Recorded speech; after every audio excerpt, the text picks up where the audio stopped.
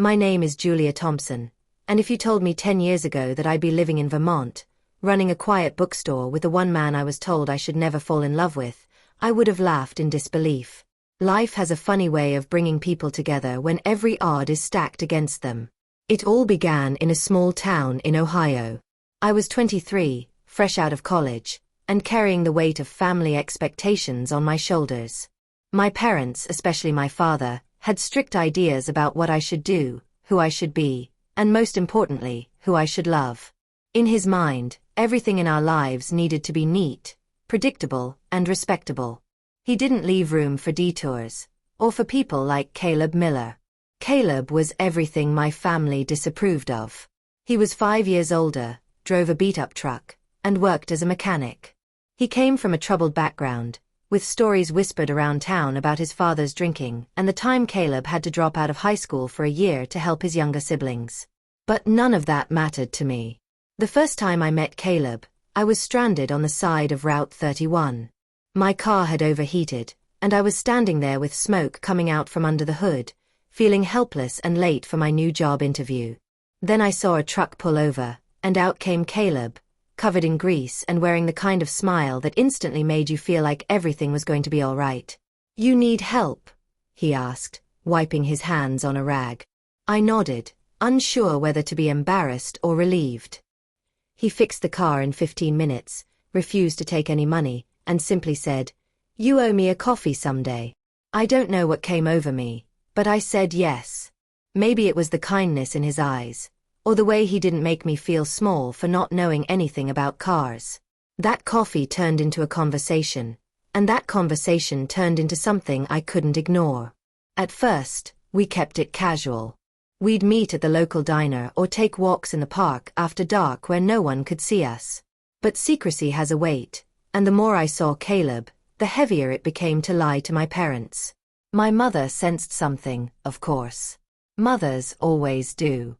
She'd ask who I was texting late at night or where I disappeared on weekends. Eventually, I had to tell them. And when I did, my father's reaction was explosive. "A mechanic? Julia, we didn't send you to college so you could throw away your life on someone like that. It's not about what he does, Dad. It's about who he is." But they wouldn't listen. I was grounded emotionally and financially. My father even tried to set me up with the son of his business partner, a perfectly nice guy with no spark in his eyes. I pulled away. Moved out. I took a second job and rented a tiny one-bedroom apartment above a florist shop. Caleb helped me move in, and for a while, we lived in this bubble. We had no money, no plan, but we had each other. People like to say love conquers all. But sometimes, life tests you to see if that's true. We had fights. Over money, over long work hours, over our different upbringings. Sometimes I wondered if my parents were right, if maybe we were too different to make it work. One night, after a particularly bad argument, Caleb stood at the door, his hand on the doorknob, ready to leave. "Maybe your dad was right," he said quietly. "Maybe you deserve more than I can give." I walked up to him, heart pounding. "You're not going anywhere." He didn't. We both cried that night, realizing that love wasn't just about grand gestures. It was about choosing each other every day, especially on the hard ones. A year later, we saved enough to move to Vermont. It wasn't planned. Caleb's uncle had passed and left him a small cabin in a quiet town called Bellwood. It was old, falling apart, and barely livable. But we saw it as a chance to start fresh.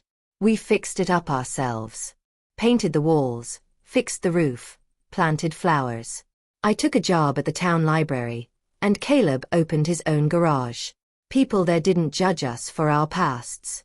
They welcomed us. For the first time we felt free. Over time, my parents softened. They visited once, and my mother saw how happy I was. I think that broke through the walls she'd built. My father, still proud and distant, didn't say much, but he shook Caleb's hand before leaving. That meant more than any words could have. Years passed. We got married in our backyard with just a few close friends. No fancy dress, no big cake. Just us, a string of fairy lights, and the sound of the river nearby. Now I sit behind the counter of our little bookstore. Yes, we opened one last year. Watching Caleb laugh with a local kid who brought in a bike to fix. The town knows our story. Some even call it a love story worth telling. We weren't supposed to be together. But destiny had other plans. It wasn't easy. It wasn't simple. But it was real. And sometimes, that's all you need. The journey from being told you're not enough to realizing you're more than I ever dreamed is one that's written not in fairy tales but in real moments. Burnt dinners, late-night apologies, hand-in-hand silence, shared dreams built from scratch. Looking back now, I see why it all happened the way it did. We had to fight for each other so we could learn how to stand by each other. And every time someone walks into our bookstore and asks how we met, I smile and say, it's a long story, but I'll tell you this. We weren't supposed to be together, but destiny won.